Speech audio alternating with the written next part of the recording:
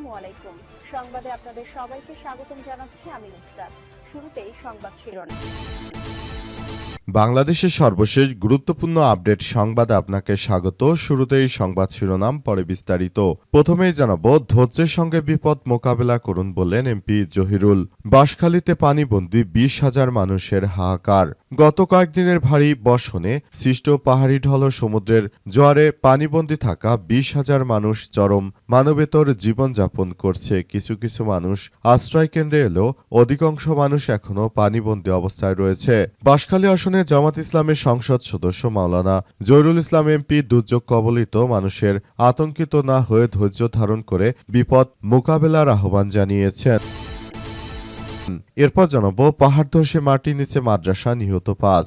কক্সবাজারের উখিয়া রোহিঙ্গা ক্যাম্পে পাহাড় ধসে মাটির নিচে চাপা পড়েছে একটি মাদ্রাসা। সেখানে ৫ জনের মৃত্যুর খবর পাওয়া গেছে।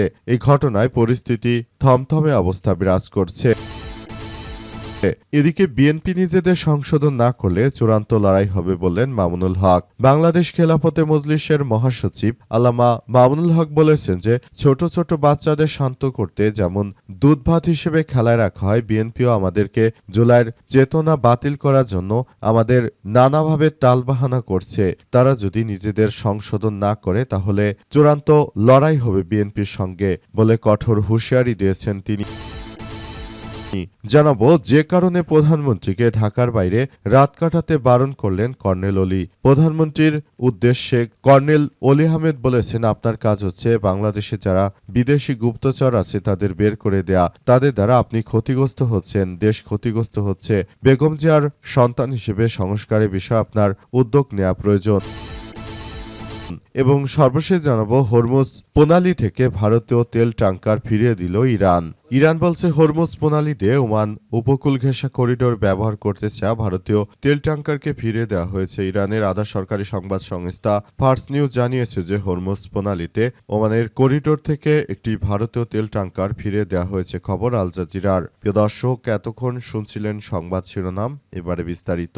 তবে তার আগে বন্ধুরা অনুরোধ থাকবে, এই সংবাদটিতে একটি লাইক দিন। এই চ্যানেলে আপনি নতুন হয়ে থাকলে আমাদের সংবাদটি দেখতে দেখতে চ্যানেলটি সাবস্ক্রাইব করে রাখুন। কমেন্ট করে বন্ধুরা আপনার মূল্যবান মতামত জানিয়ে দিন আপনি বিশ্বের কোন দেশ থেকে বা বাংলাদেশের কোন স্থান থেকে আমাদের সংবাদটি দেখছেন এবং শুনছেন। আর বন্ধুরা, সংবাদটি আপনার সোশ্যাল মিডিয়া ফেসবুকে শেয়ার করে বন্ধুদেরও দেখার সুযোগ করে দিন। গাজা যুদ্ধে আপনি যদি নিরীহ ফিলিস্তিনিদের ভালোবেসে থাকেন, কমেন্টে ইয়েস লিখে পুরো বিশ্ববাসীকে আমাদের এই তাজা আপডেটটি দেখার সুযোগ করে দিন। এবারে বিস্তারিত। চট্টগ্রামের বাঁশখালীতে পানিবন্দী ২০,০০০ মানুষের হাহাকার, ধৈর্যের সঙ্গে বিপদ মোকাবেলা করুন বললেন এমপি জহিরুল ইসলাম। গত কয়েকদিনের ভারী বর্ষণের সৃষ্টি পাহাড়ি ঢল এবং সমুদ্রের জোয়ারে পানিবন্দী থাকা ২০,০০০ মানুষ চরম মানবেতর জীবনযাপন করছে। সেখানে বিএনপির এমপি জানিয়েছেন যে সবাইকে ধৈর্য ধরে পরিস্থিতি মোকাবেলা করুন বললেন এমপি জহিরুল। বাঁশখালী আসনে জামাত ইসলামের সংসদ সদস্য মাওলানা জহিরুল ইসলাম এমপি দুর্যোগ কবলিত মানুষকে আতঙ্কিত না হয়ে বরং ধৈর্য ধারণ করার প্রতি উদাত্ত আহ্বান জানিয়েছেন। উপজেলা নির্বাহী অফিসার রুহুল আমিন বলেছেন যে বিভিন্ন স্থানে মানুষ পানিবন্দী হয়ে পড়েছে।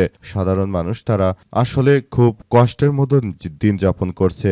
রাঙ্গামাটির বিভিন্ন নদ নদীতে পাহাড়ি ঢলে পানি বৃদ্ধি পেয়েছে। পাশাপাশি খাগড়াছড়িতে পানি বৃদ্ধি পাওয়ার ফলে সাধারণ মানুষ অনেকেই পানিবন্দী হয়ে পড়েছে। অবস্থায় পরিস্থিতিতে আসলে পুরো এলাকা থমথমে অবস্থা বিরাজ করছে।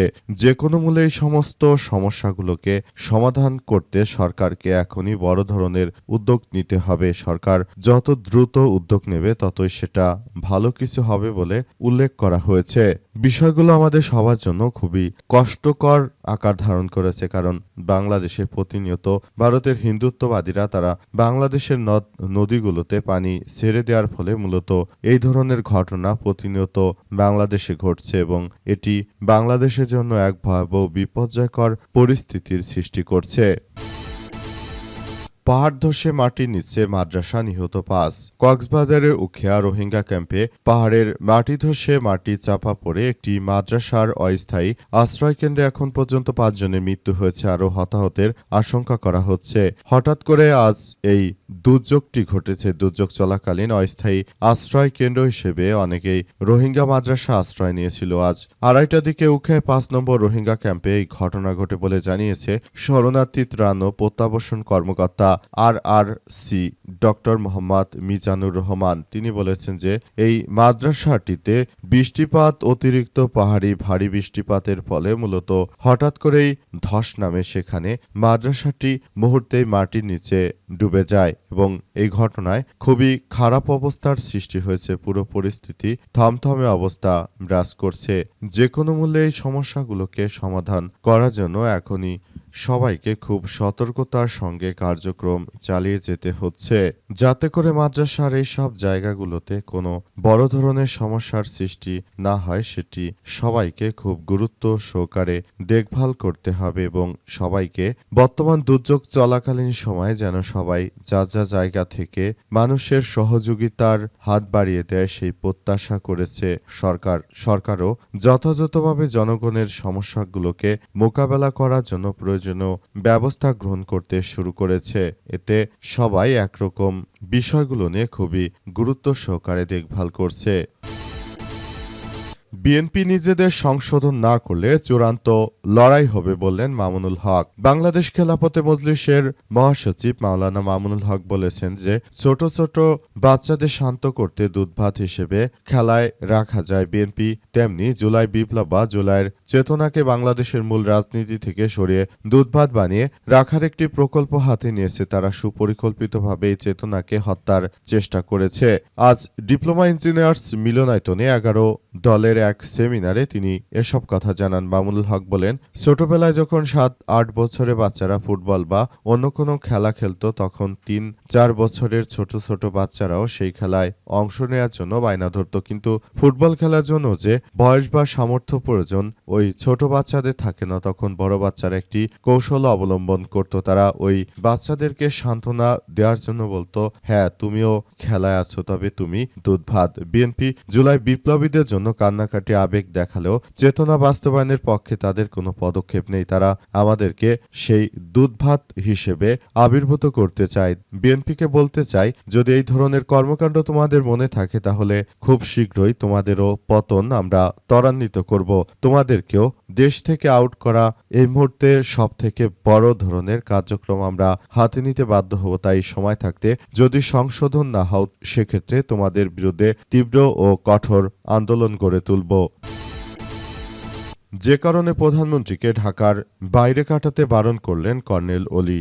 লেবারের ডেমোক্রেট পার্টি এলডিপির অবসরপ্রাপ্ত কর্নেল অলি আহমেদ বীরবিক্রম জানিয়েছেন যে বেগম জিয়া এবং শহীদ প্রেসিডেন্ট জিয়াউর রহমানের সন্তান হিসেবে আপনার প্রতি আমাদের অবশ্যই দায়বদ্ধতা রয়েছে। তাই আমাদের এই দায়বদ্ধতার জায়গা থেকে আপনাকে বলতে চাই, আপনি ঢাকার বাইরে রাত কাটাবেন না, কারণ বাংলাদেশে আপনার শত্রুর অভাব নেই বলে জানিয়েছেন তিনি আরও জানিয়েছেন যে এ কারণে অবশ্যই আপনাকে ঢাকার বাইরে রাত কাটানো কোনোভাবেই উচিত হবে না। দেশের মধ্যে অনেক গুপ্তচর রয়েছে, তারা বিভিন্নভাবে আপনার ক্ষতি করতে পারে কিংবা বিএনপির ক্ষতি করতে পারে। সেক্ষেত্রে আপনারা চরমভাবে এক বিপর্যয়কর পরিস্থিতির মধ্যে বাংলাদেশ পড়ে যেতে পারে। তাই বিষয়গুলো আপনাকে অবশ্যই খুব গুরুত্ব সহকারে দেখতে হবে বলে জানান কর্নেল অলি আহমেদ বীরবিক্রম। তিনি আরও জানিয়েছেন যে যদি বিষয়গুলো কোনোভাবে আমরা করতে না পারি সেটি আমাদের জন্য খুবই বড় ধরনের এক বিপর্যয়কর পরিস্থিতি বয়ে আনতে পারে। তাই শহীদ প্রেসিডেন্ট জিয়াউর রহমানের কথা আমরা ভুলিনি, তাকে স্মরণ করে বলতে চাই আপনার জীবনের মূল্য রয়েছে, সুতরাং আপনি যেন কোনোভাবে তাদের কোনো চক্রান্তের ফাঁদে পা না দেন সে বিষয়গুলো অবশ্যই উল্লেখ করতে হবে বলে জানিয়েছেন তিনি। বেগম জিয়ার সন্তান হিসেবে অবশ্যই আপনাকে জনগণের কল্যাণে কাজ করতে হবে বলে জানিয়েছেন কর্নেল অলি আহমেদ বীরবিক্রম এবং তারেক রহমানও ঠিক একইভাবে কার্যক্রম চালাচ্ছে।